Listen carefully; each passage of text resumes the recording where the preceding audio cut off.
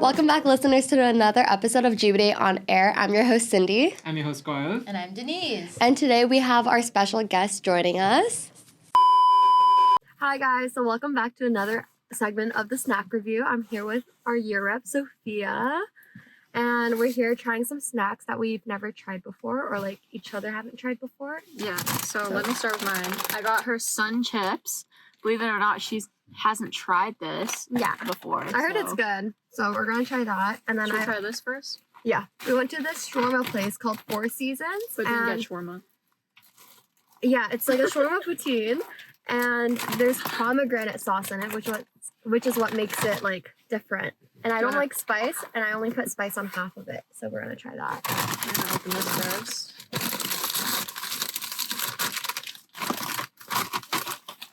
Okay. This some good. You gotta try it with me to make it fun. Okay. I'll get you a good one. Okay. Okay, ready? Cheers.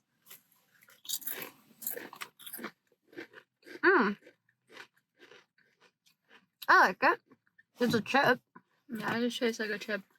But I do like the cheesy part. I love cheese. So Yeah, I actually rate it. We're out of 10. 7.5. That's pretty good. That's Average. pretty good. Not gonna lie. Yeah, how about you? I like it. It's like a 6.5.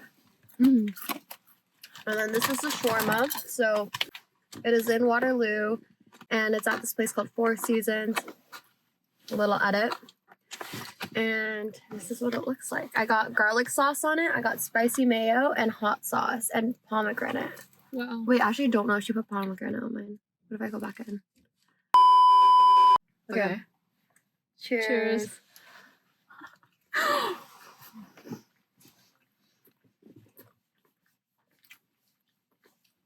There's a lot going on. Yeah, like it really takes all your taste buds. Mm-hmm. Whoa. I just got some like pepper. That's really good. Yeah. There's a lot of like, Yeah, there's a lot going on. like the flavors are flavoring. I can see why a lot of people would like this. Like I heard, like the garlic sauce truly tastes like garlic. You know, like it's not like watered down. Like you can really like taste like the flavors. Like, Whoa. right? Yeah. Like it's authentic. How do you rate it? It's a good 8 for me. Like I would eat this. Like this is good. Yeah. Like this is a I meal. just spilled it. It's okay. Go to Four Seasons, guys. Four Seasons. Support a family company. Okay, back to the podcast. Hey y'all! Sammy B. Yes, so she is a fourth-year GBDA student here to give us her insights of her career here at the Stratford campus. So, yeah. Woo-woo. Tell us a little bit about yourself. Oh my goodness, it's like every job interview ever. I'm Sam. I'm in my fourth year, as you kind of mentioned, so 4A right now. I used to be actually on GBDA Society, so it feels really good to come back. You guys are slaying the game this year. Oh my goodness.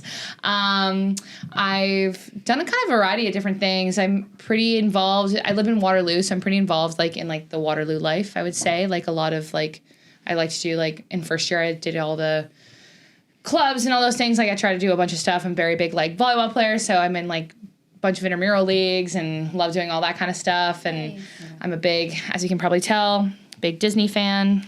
And also, today is the Thanksgiving. Detroit is playing. If you like NFL, it's Thanksgiving. Who are you rooting for? Detroit Lions, always. Very long-standing history with my fam jam. Yeah. So, yeah, just like I would say I'm a pretty outgoing person, if you haven't gotten that vibe already. But I did a like exchange. I've done a bunch of different things. I feel like I've kind of utilized the program as heavily as you could possibly can. So I'm the poster child for try everything at Stratford that they kind of could give you. Nice. I think the only thing I haven't done is UW Creators Collective, which is still also really cool. So if you're thinking about doing that, I'm just not a very big designer. but people who are, check it out. Yeah, for sure. Let's talk about your career in GBDA Society. Let's talk about that. Like, how did you start from the beginning all the way to the end? What were your roles? Okay, so in first year, I didn't really know what GBDA Society was. So I feel like I was kind of like, not robbed, but I had a different experience than most people. I didn't live in the live and learning community. I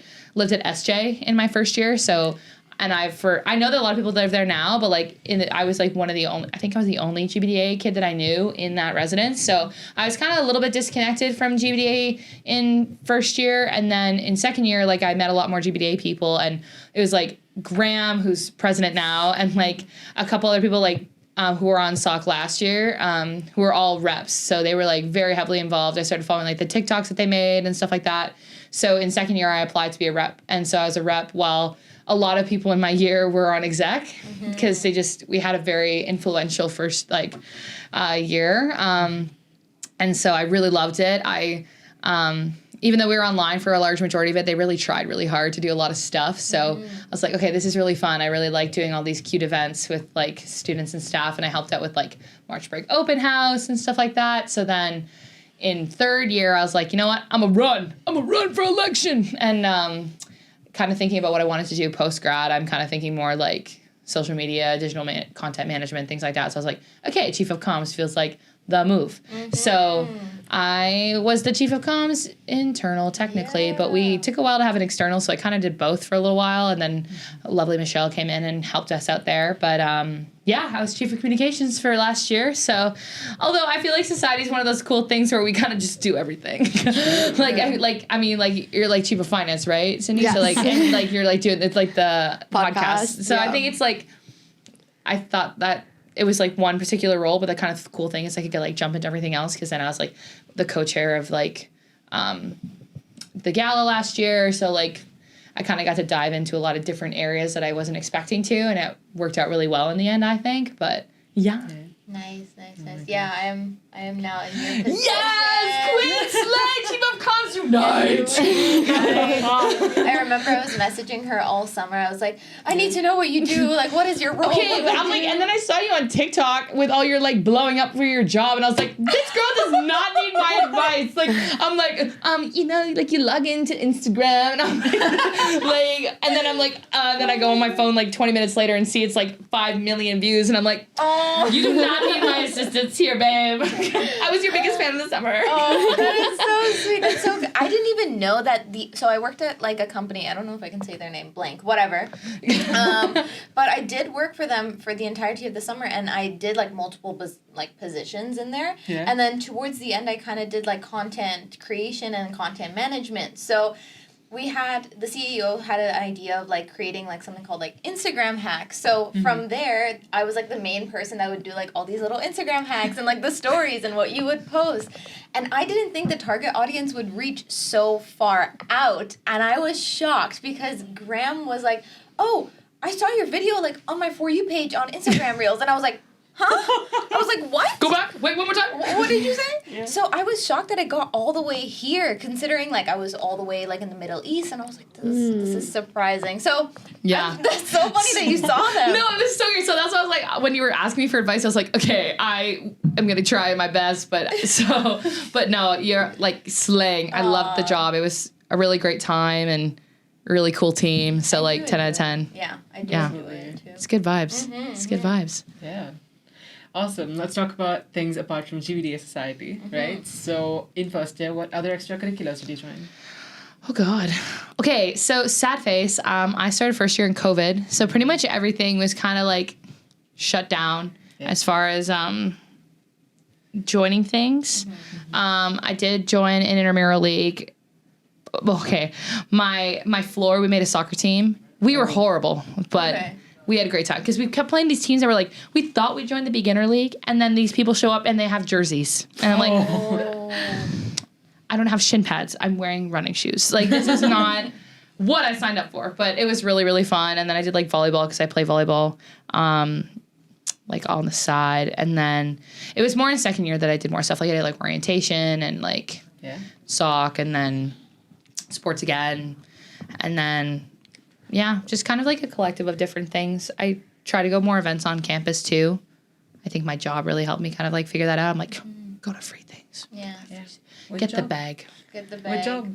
Oh, my job? Oh, yes. Okay, so now GBDA is a co-op program, but for my year and the year below me, we only get one internship. So we don't have the co-op stream, but we go through Waterloo Works. Like, it's the same process. It's just we only have one term. So it's between our 3B and our 4A. So it's in our summer of third year. So I worked, I feel like I can say it because it's a school. I worked for the School of Accounting and Finance at the university. Yeah. So it was kind of nice because I had like attachment to here. Like, I'm not from like the Toronto area. So if I was to get a job in Toronto, like I would have had to find housing and all that stuff, which is like a nightmare. Yes. So I was like pretty grateful that I was able to stay here and, you know, keep my living situation. A lot of my friends were still here as well because they were doing like school terms and whatever. And it worked out really well that way. But I was their marketing and recruitment associate, which ended up being a really, really amazing job. I'm still working for them now as part-time employee, which is really cool. So if you're thinking about it when you do your co-ops, and you can, like, sometimes they will offer you part-time jobs, or I know that co-ops now, like, they'll offer you returning too. So, like, that's also a cool thing if you end up really liking where you work the first time. But, so it's been really fun. I got to do a lot of different things, and I got to, like, utilize a lot of stuff on campus. Like, events was, like, huge, and I didn't realize how much effort and work went into, like, planning things like that until you're, like, behind the scenes of it. Yeah. But it was really cool because my bosses really encouraged me to, think creatively. They really liked the idea of my ideas that I brought forward. They tried to push as many through that I wanted to try. Mm-hmm. And they're very much like, this is your co-op term. We like you. We hired you because we like your creativity, and we like she hadn't really heard of GBDA before. Mm-hmm. Before she I think I was her first GBDA student. That was her co-op student. She's like, you know how to do all this stuff? Like, I was like, oh yeah, like I can bring all this like camera equipment and stuff. And she's like,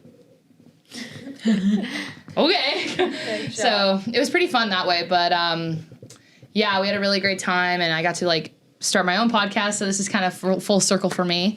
Full circle in a couple of ways. You were in GBDA Sock and you did their podcast. I remember seeing you there. Oh yes, I did. Okay, that was hilarious that you remember that, because I remember like being in my room, and I have all these like ridiculous pictures behind me in my bedroom, and when we were recording, I was like, okay, I had to blur all this out because like one of them is like my friend drew a cartoon of me like in a little go-kart, and I'm like, hey, that can't be on GBDA on air. So like that was pretty funny that you remember that, because I remember being like, I was wearing like sweats and stuff, and I was thinking back, I'm like, that went on the internet. That was a great choice. Yeah. So I'm glad that you still enjoyed it despite all that.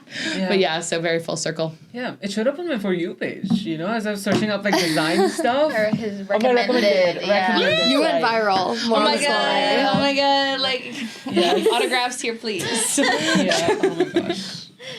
But yeah, do you want to talk a little bit about how your GBDA program, your experience throughout the program with has online been versus yeah. So I definitely think that online was challenging. I kind of feel bad for anybody that got stuck in that phase of it. Even like I know you guys kind of had a piece of it in first year, so like I know you did for sure. But it was definitely a challenge. It kind of like forced connectivity in a sense that I had to step out of my comfort zone. I'm a horrible texter. I'm horrible anything like that. I'm much more like, let's chat. Call me. But I kind of forced myself to reach out to people and that way. And then in second year, we kind of got a mixture. So we had in-person and online. And that was like a lot better. I think it was also interesting because a lot of people had different experiences who had the online version versus the in-person version of our classes. Like they were like drastically different, like completely different content. Like it was kind of crazy how separate they were. Like in our, like you guys are in 210 or I've taken 210. Yeah. Like we learned how to do Figma and all that stuff. Right. The online section didn't. Oh. Like it was like a complete flip-flop. Like it was, which was kind of interesting. And I know that other people had different experiences as well with other ones that were kind of, if you were in the online versus the in-person section. Mm-hmm. Yeah. I won't speak to like their experiences completely, but I do kind of have like a bit of information about that. So I was very grateful that I got into the in-person section. So I think that when everything got moved to in-person, I know that the initial like, oh, now we got to be in Stratford all the time. I was like, bro, you do not want the online. Like, oh my God, it's just not what I'm like, I'm paying for this. Like, come on. Yeah. So, third year was definitely amazing. I did a study abroad, which I would highly recommend to anybody if you're thinking about it. It was seriously the most unreal experience. I went to 8 countries while I was away. Nice. Oh. Like just like for like traveling, like the amount of like quick, easy travel that you can do. I did mine in Europe, but I know like people went kind of everywhere. I was in the UK specifically, but I know What a lot school of my, did you go to? I was at the University of Birmingham. Nice. Birmingham, Peaky Blinders, baby. Which is really interesting because there was nobody in GBDA that goes, because like Leeds is a very popular destination in the UK because there's a graphic design school. Right. I kind of wanted to just like try something completely different. Like I took no classes relating to GBDA. I took like Greek mythology, not Greek history of like ancient Greece, and I took like plays and studies of performance and like all these different kinds of classes, and then some business courses. But it was really cool because I got to kind of branch out that way, and then like I'm like I guess I'm kind of like the weird not exception, but like in that sense of like I didn't want to necessarily go with a lot of people that I knew. I wanted to be kind of separate from everything here, and it kind of forced me, because I like to force myself into situations versus giving that easy, not easy way out, because like if you want to go with your bestie, you go with your bestie. But I was like, I would like to meet all these people, and now like I have all these connections. Like all of my close friends were from Australia and like Germany, and it was just, so now I have like all these worldly connections, which like I don't think I would have had I like not gone by myself. Yes. Yeah. And Birmingham was really nice because it's a central location in the UK. It's like literally plopped right in the middle geographically. So every major train hub goes through Birmingham if you're going anywhere in the country. So I could get to like London in an hour and a half. I could get to Scotland in 4 hours. I could get to like all these places. So I got to go to a lot of actually inner cities within the UK. And everything is so cheap, especially when you're like doing, like you're living in residence or wherever you're living with you're abroad. All I need to bring was like a tote bag, and I could do a weekend trip. I got like $50 flight round trip to Dublin. Like it was like, that's not bad at all. Not bad. And that's Canadian. Like that's after like transferring over. And like I got to like go to like Paris for under like $300. You know, like there's like, it was just like a lot of easier travel because all you have is like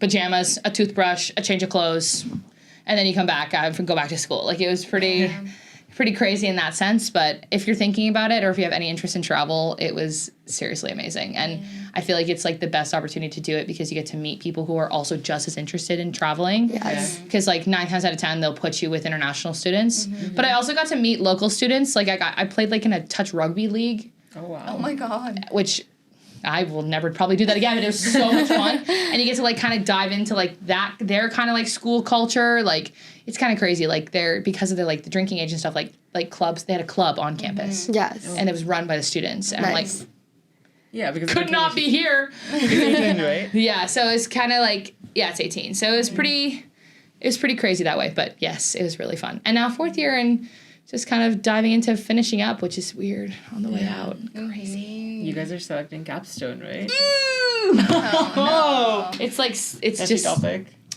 Oh, no. I'm just, like, scared that it's the last thing. Oh. So, like, it's the very last project. So it's like, Yeah. I'm just scared that it's starting because I'm like, it's, like, over after this. I'm really excited for the project. It sounds like they haven't released what it's going to be yet, but it sounds like what I've heard from the past is that it's pretty cool, and I'm very excited to start, but also at the same time, it's the beginning of the end. Yeah. So I think that's more of what's scaring me. It's the fact that it's almost done. Yeah. But, yeah. I don't know. Going back to like your study abroad term, because I know that's what a lot of people want to hear about. Did you ever get homesick being 4 months away? Oh, yeah. I think that we're all human. Yeah. And it's totally normal to feel homesick.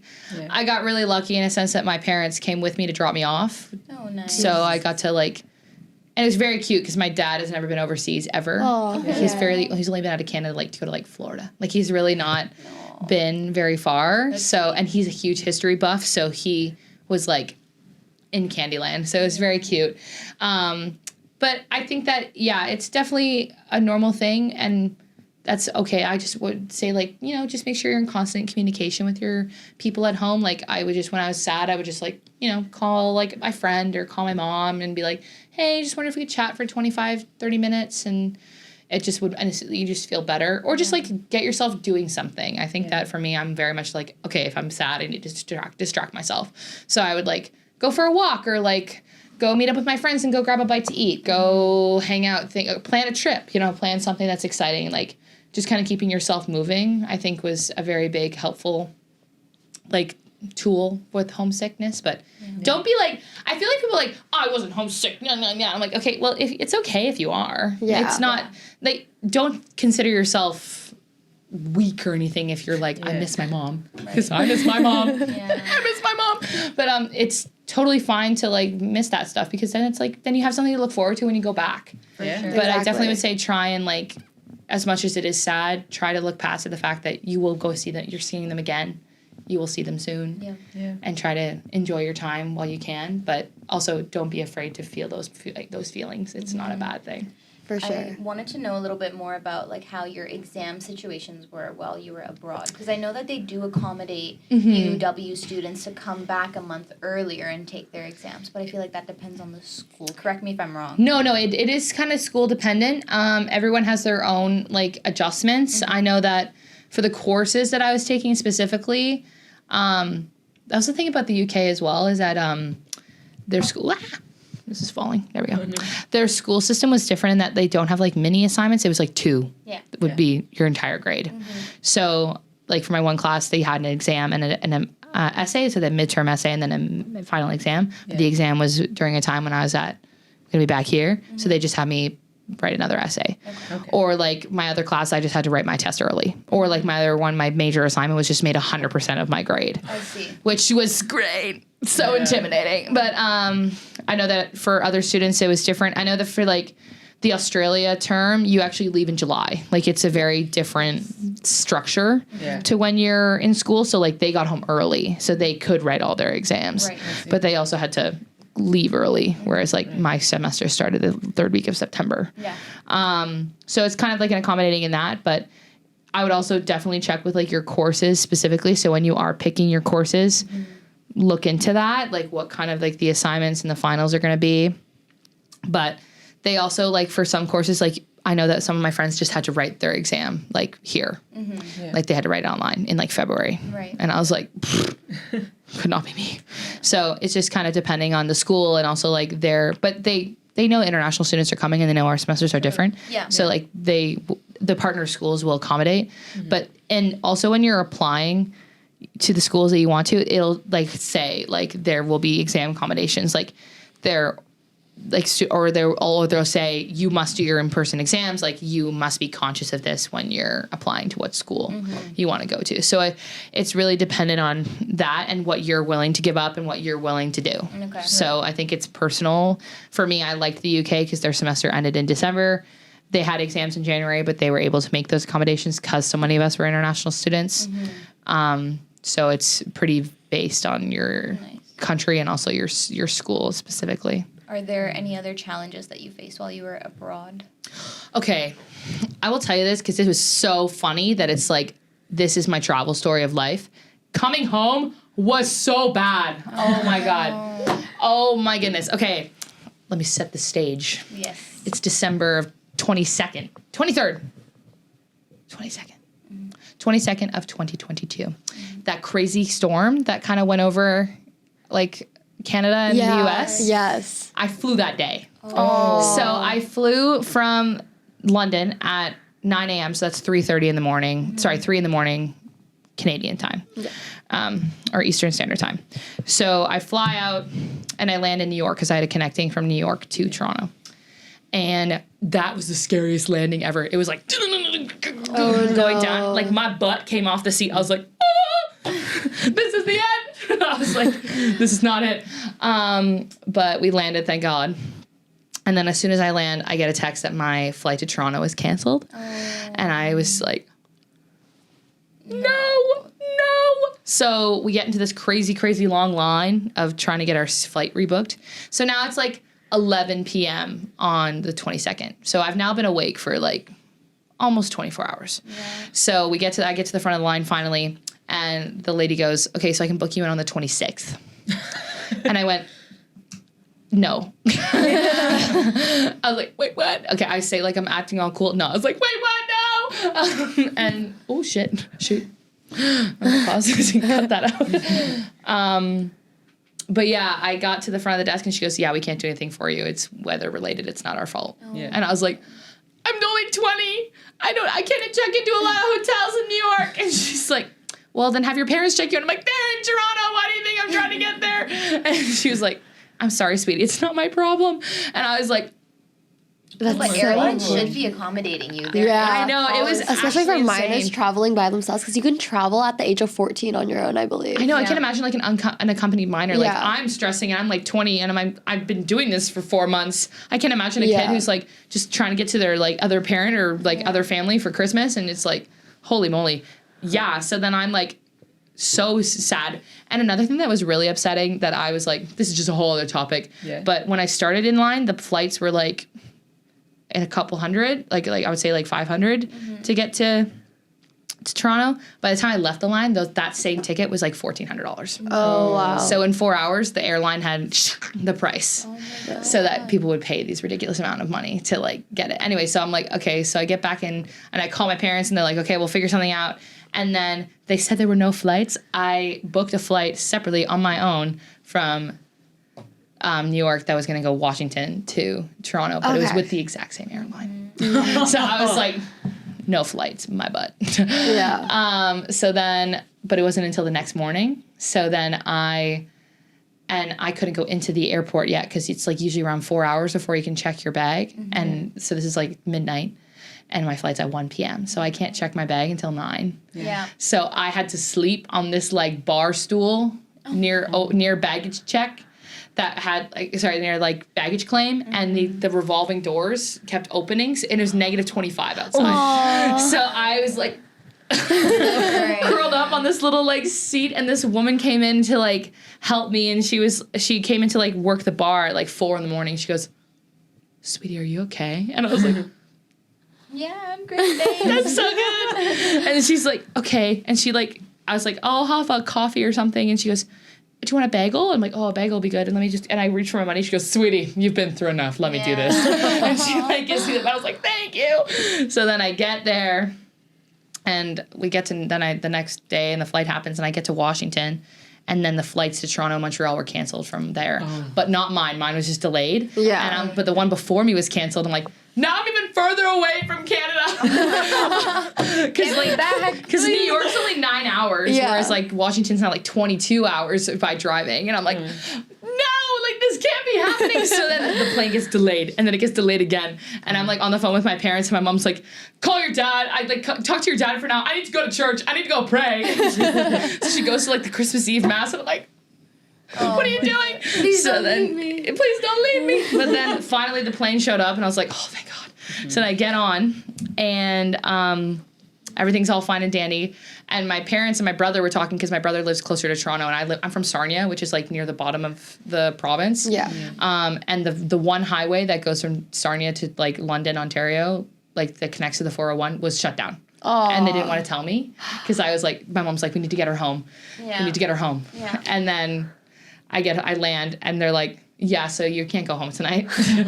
So it's been like, now it's almost like 48 hours of struggle. And then I finally get to, my brother luckily like lives in St. Catharines, so he was able to come get me from the airport, and like we stayed at his place.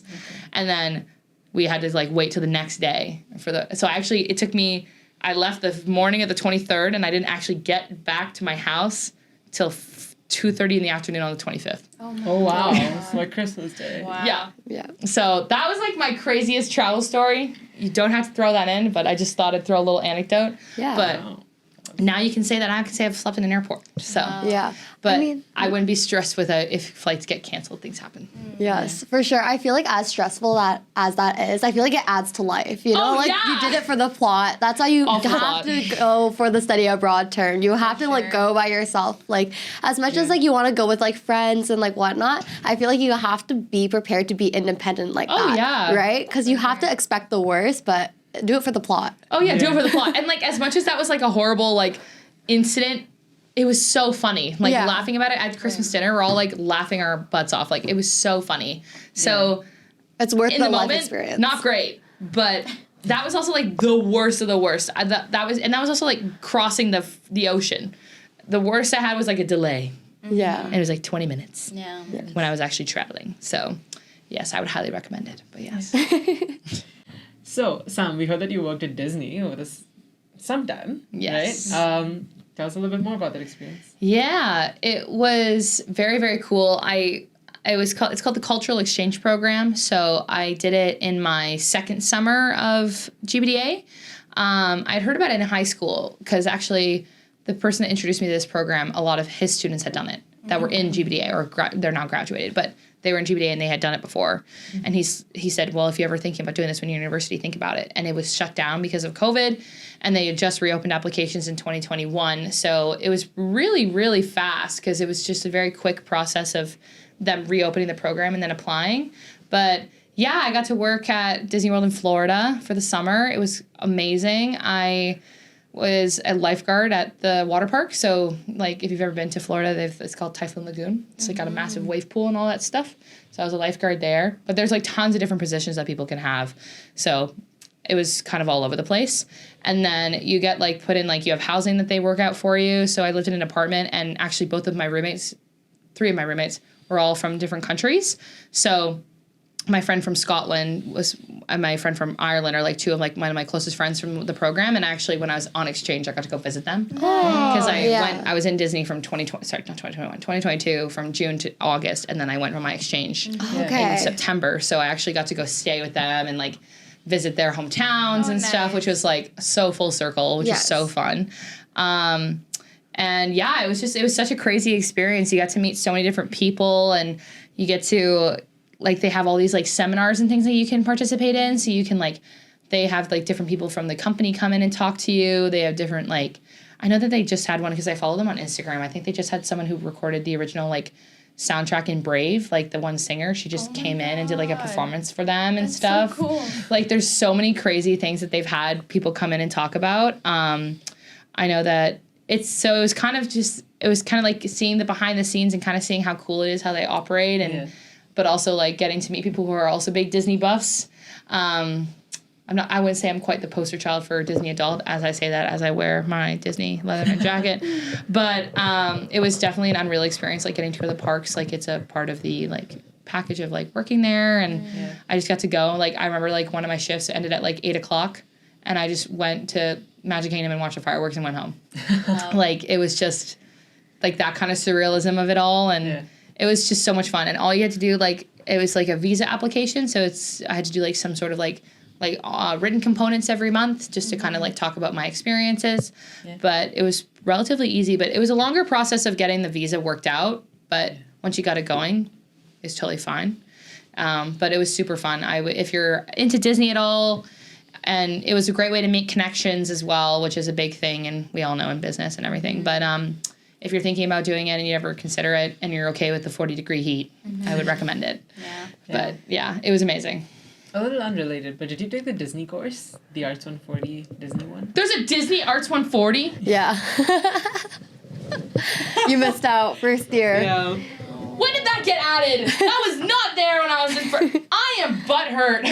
I could have gotten an easy 100. Really? No, I don't remember it being there. Yeah, we got it. Got it. Did you take it? I didn't take it. always I get didn't the take good it. shut up. Okay, so wait, what did you talk about? The Disney parks. Yeah. Okay, I will say though, in 3rd year, like GBDA, we had our global marketing class, and we got to we had to design a ride for a Disney park, and we were all assigned a different. So if you guys have Tabitha in 3rd year, I do. Yeah. Okay, is this in winter? Mm-hmm. Oh, I see. Okay. Good luck. So I don't know if it'll be the same project, but yeah, basically we all got assigned a different Disney around the world. It couldn't be. None of us got the U.S. one. Okay.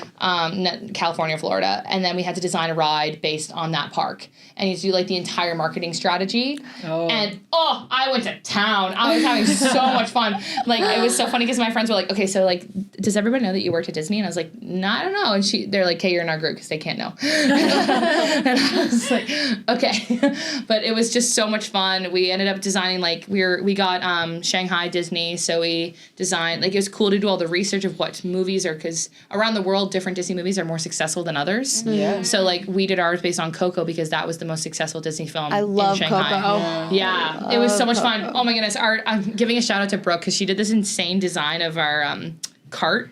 and it was just so unreal. Like, it was like the dragon guy, like the big like hippogriff thing. Yeah. It was so Stop. cool. So it was really cool, and I got to like build on a lot of my prior knowledge, but not even just like from when I was working there, but also if you watch a lot, they have a lot of documentaries on like the behind the scenes of how they build rides. So I was like, everyone must watch this documentary if we are going to complete this project. They were like, Yes, ma'am. yes, ma'am.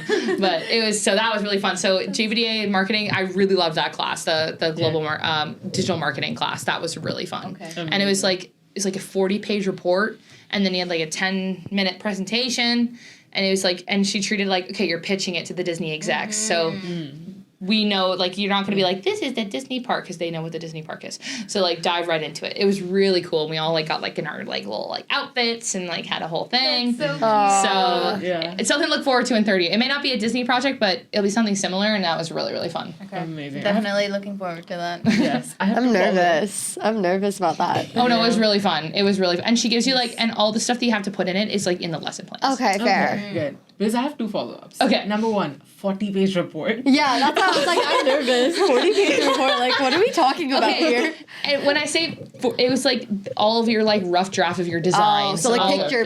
your appendix, your external research, like Okay. the actual like written stuff where we had full paragraphs and everything, that was like 10 pages.